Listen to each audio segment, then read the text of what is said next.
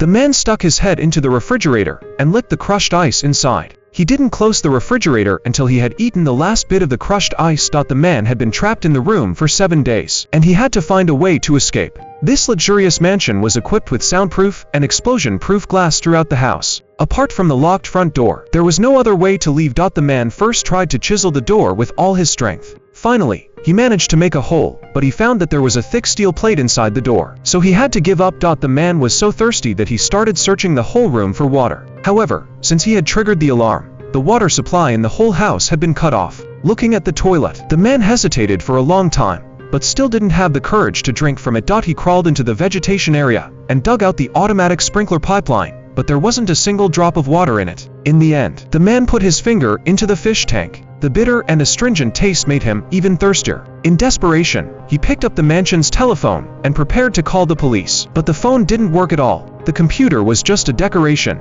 and the network cable wasn't even connected. Having been hungry for several days, the man scraped the mold off the biscuits with a small knife, scooped up a lump of caviar, covered the biscuits with it, and put them in his mouth. Then he fished out an expensive tropical fish from the luxurious fish tank, chopped it into minced meat, coated it with flour, and made fish balls. The man took a bite, but the fishy smell made him retch continuously. He quickly took a bite of pickled cucumbers to suppress the feeling of vomiting. At this moment, the man turned his gaze to the ventilation duct. He moved all the movable furniture to the living room, cut the strips of cloth on the chair, and fixed the furniture. Then he set up a shelf. Trembling, he stood on it, but he still couldn't reach the chandelier, so he had to tear down the curtains, and then he disassembled the bed. After setting up the shelf again, this time he finally managed to touch the ventilation duct. Using a sharpening rod and a soup spoon, he chiseled the frame of the ventilation duct. After prying open the entire frame, he found that there were still screws. The man removed a wooden strip from the chair and used it as a screwdriver. Finally, after I don't know